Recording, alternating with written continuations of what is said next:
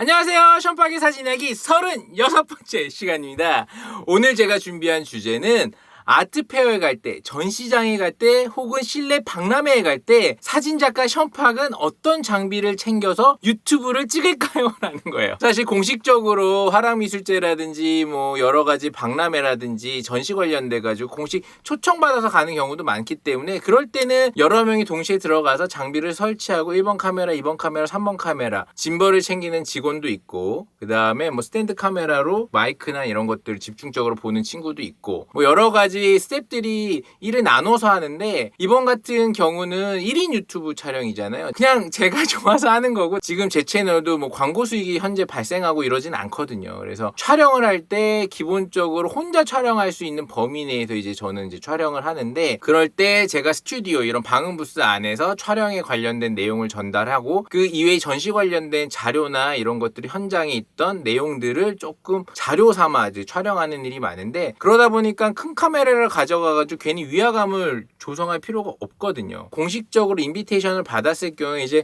목걸이를 줘요. 그래서 스텝, 여기 관련된 일을 하는 스텝이다. 그러다 보니까 이제 그런 목걸이를 보고 이분들이 이 자료를 화랑협회에 이제 넘기는 자료를 제공하는 일을 하는 사람들이구나 해갖고 촬영에 협조를 한다든지 이런 것들이 원만하지만, 기본적으로 1인 유튜브 같은 경우에는 촬영에 대한 협조를 구하기가 굉장히 어렵거든요. 왜냐하면 내가 찍어서 내 소득으로만, 내 이득으로만 취하는 거지, 그거를 그들에게 막 자료를 제공해 주거나 뭐 배포하는 게 아니잖아요. 이런 부분에서 공식적이냐 비공식적이냐가 굉장히 중요한데, 비공식적이면서도 개인적으로 또 비용에 대한 부담 때문에 여러 명의 스텝이나 카메라를 쓴다는 것도 문제가 되고, 그럼으로 인해서 주변 사람들에게 좀 방해를 주잖아요. 그래서 이런 부분에서 이제 제가 제 카메라 가방을 좀 공개하려고 그래요. 장비가 좀 다양하게 갖춰져 있고, 어떤 장비를 써야 고가 퀄리티 이미지가 나오는지 뻔히 알지만, 혼자 촬영을 갔을 경우에는 그런 것보단 기동성이 좀 중요하거든요. 얼마 전에 저는 DJI 마이크를 샀어요. 왜냐면 이 수신기도 굉장히 작고요. 그 다음에 이 송신기도 굉장히 작고,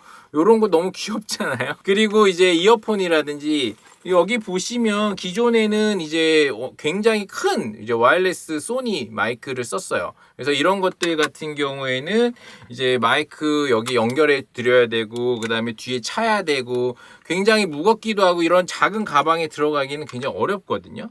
그래서 이런 것들을 좀 포기하고 제가 개인적으로는 이제 DJI 마이크를 샀는데, 이제 송신기를 하나 더 샀어요. 그래서 여기 보시면 라빌라 마이크 같은 경우에는 3만 원 이상 주고 따로 사야 되는데, 이렇게 작게 바로 꽂아서 쓸 수 있어요.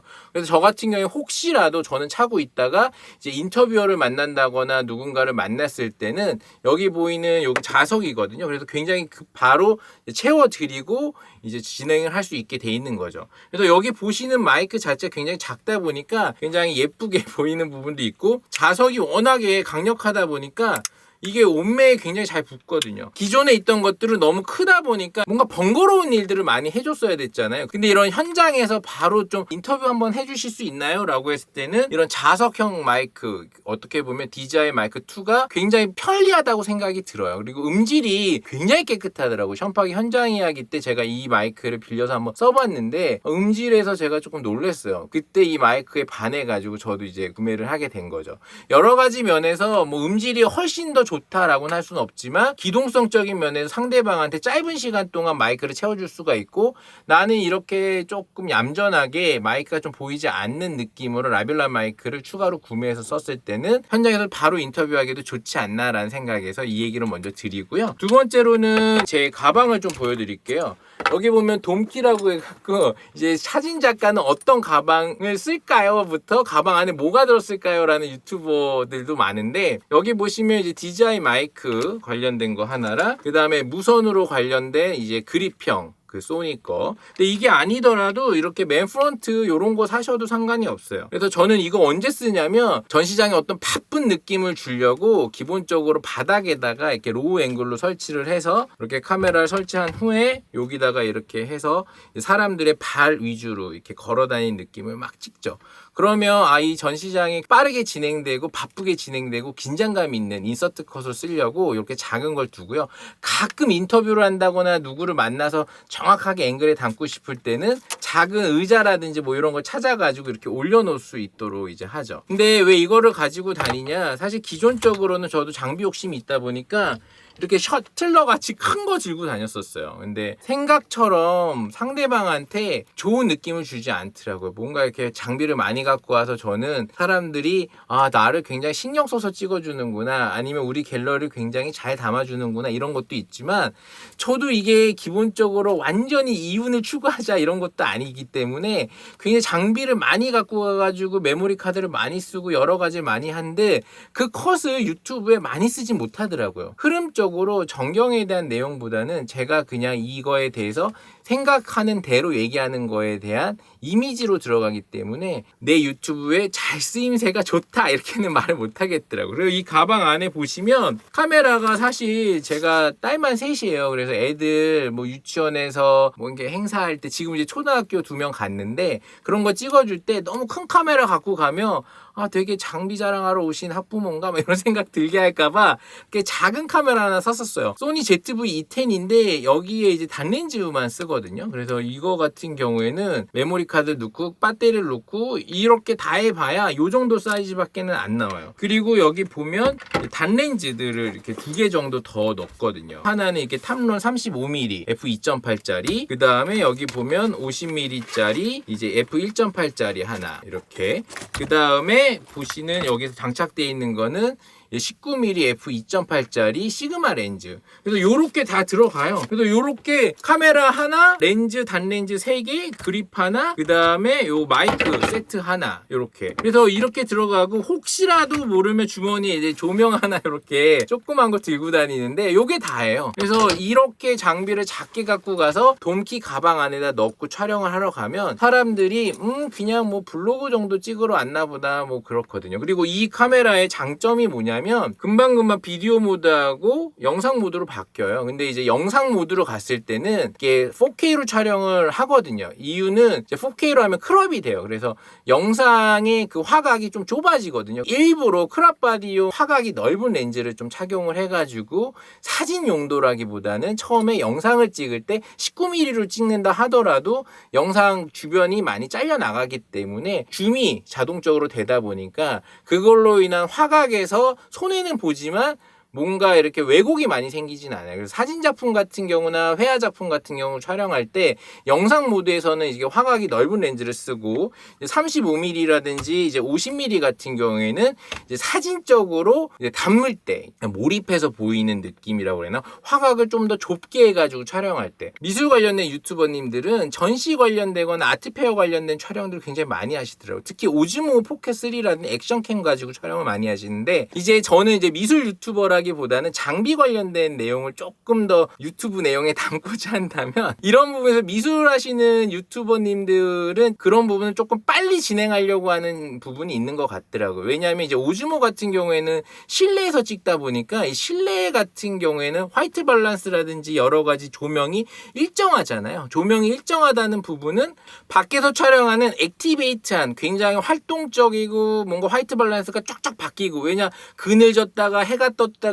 뭐 눈이 왔다가 비가 왔다가 사계절이 다 느낌이 다를 수 있잖아요. 근데 실내는 사계절이라는 느낌이 없죠. 기본적으로는 같은 뉘앙스의 밝기라든지 어떤 같은 촬영의 분위기가 계속 연속적으로 생길 수밖에 없잖아요. 물론 이번 화랑미술제 수원에서 했었던 전시는 1층은 카펫이 없고 그냥 민바닥이었고 층고도 조금 더 높아 보이는 부분은 있지만 3층 같은 경우에 이제 카펫이 있었거든요. 그래서 뭔가 빛이 떨어지는 느낌이 조금 다를 수는 있겠지만 기본적으로 청고의 높이라든지 전시장의 분위기에서는 그 화이트 밸런스라는 톤이라는 게 일정하게 유지가 되잖아요. 작품 자체 굉장히 고퀄러티잖아요. 굉장히 비싼 작품이에요. 그래서 차분하게 감상할 수 있는 시간을 좀 주는 것도 중요한 방법이거든요.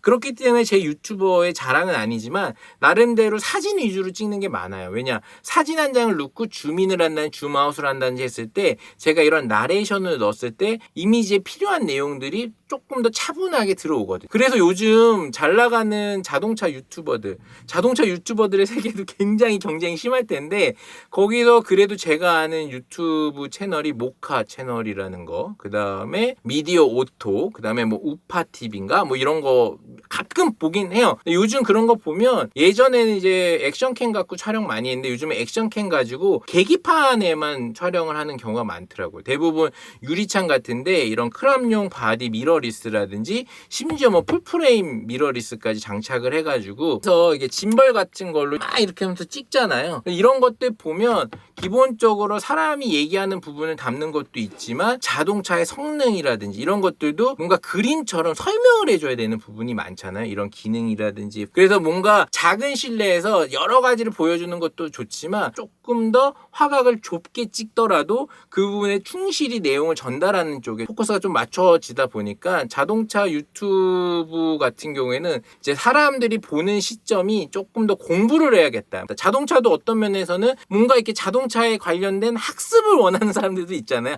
아, 이 자동차에 이런 기능이 이번에 들어왔구나. 왜냐? 그냥 배우는 게 재밌는 분들이 많아요. 그래서 미술 관련돼서도. 그래서 만약에 내가 새로운 유튜브 채널을 만드는데 좀 학습 관련된 유튜브를 좀 하겠다. 그때 필요한 자료들을 좀 촬영해갖고 내가 하는 내용에 좀 담고 싶다라고 했을 때는 아무래도 이제 미러리스, 크롭바디용이라 하더라도 그거에 맞는 렌즈들, 특히 단렌즈 같은 경우 가볍기 때문에 이런 조그만 삼각대에서도 쓰러지지 않거든요. 대신에 여기 보시면 이제 미러리스지만 이제 풀프레임 바디 같은 경우에 좀 어떻게 보면 줌렌즈까지 끼면 좀 크잖아. 이게 A7C인데. 그래서 이런 카메라들은 아무래도 이제 들고 다니면서 찍거나 하면 사람들이 봤을 때 얘들 촬영하러 왔네. 좀 작고 여성스러운 카메라는 그냥 놀러 왔나 보네라는 생각도 있고, 유튜브로서 나름대로 성능 위주로 이제 촬영을 하는 부분도 있지만 사람들이 봤을 때 위화감을 조성하지 않는 범위에서 짧은 단렌즈를 여러 번 교체가면서 촬영한다든지 소형 크롭바디용 이제 유튜브용 촬영 카메라들이 점점 진화하더라고요. 그래서 ZV-E1 같은 경우 이제 풀프레임으로 이제 나왔고, 소니 ZV-E10M인가 그거는 요 정도 배터리를 끼더라고. MP-FZ100. 요게 보통은 풀프레임용에 많이 들어가거든요. 요거는 이제 지금 ZV-E10에 들어가는데 아무래도 용량이 작다 보니까 요런 거 막 3, 4개씩 사시는 분들이 많아요. 그래서 이 미러리스의 시장에서도 ZV-E10이라는 브랜드가 조금 더 이렇게 성장해 가는 모습이 보이더라고요. 왜냐? 저처럼 전문가의 영상이라는 사진 관련된 사람도 영상도 빨리 담을 수 있고 이제 사진도 빨리 담을 때 아무래도 1인 유튜버 입장에서는 장비의 확장성이 좀 많은 장비를 사게 되잖아요. 저도 개인적으로 풀프레임만 계속 사게 됐었어요. 오디 사고 난 이후부터는 한 번도 크롭바디를 써본 적이 없거든요. 이 ZV-E10은 홍보하러 나온 건 아니지만 작은 카메라를 씀으로 인해 가지고 이제 어느 장소에 가더라도 뭐 유치원이든 학회든 아니면 전시장이든 박람회든 내가 혼자 촬영하고 혼자 영상을 찍을 때 그런 부분에 상대방한테 조금 불편함을 주지 않는 범위 내에서 이제 작은 카메라인데 성능도 어느 정도 따라오면 굉장히 좋겠다. 특히 실내 촬영 같은 경우에는 오즈모라든지 액션캠 위주보다는 이제 이런 작은 미러리스 쓰시는 게 훨씬 유리하지 않나라는 생각을 했어요. 마지막인데 사실 이 카메라로 이제 촬영을 해도요, 갤러리 관계자분들이 나와서 이거 사진 왜 찍으시는 거죠? 무슨 용도로 쓰시는 거죠? 라고 얘기를 하는 거예요. 그래서 제가 거기 가서 이제 황호석 작가님 촬영 좀 했었고, 최우 작가님 촬영도 했었고, 아트스페이스 H 작가님 촬영도 했었고, 그 다음에 갤러리 4일 작가님도 촬영을 했는데, 제 입장에서는 아는 갤러리고 아는 작가님이고 아는 작가님의 소속 갤러리다 보니까 저 최우 작가님이랑 아는 관계인데 저 기억나시나요? 뭐 이렇게 물어보면 그때에서 그래서 찍으셨구나 이러거든요. 미술이라는 시장이 나름대로 대중성이 굉장히 넓지만 그래도 뭔가 이렇게 비싼 작품을 누군가 도찰해서 막 찍는 거를 좋아하진 않거든요. 작가가 됐든 갤러리 관계자가 됐든. 그래서 저도 되게 조심스럽게 찍어요. 그래서 여러 개를 막 돌아다니면서 찍기에는 이제 오즈모나 이런 거 그냥 끼고 막 돌아다니는 게 좋은데, 사실은 뭐 약간의 허락을 받는다든지 아는 작가들 사진을 찍는다든지 아니면 좀 멀리서 찍더라도 그 작가에 대해서 내가 뭔가 얘기를 할 거면 좀 이런 미러리스용 카메라를 가지고 정확하게 셔터 스피드를 60분의 1초 이상을 놓고 제품 촬영하듯이 정조준 해갖고 딱 찍는 게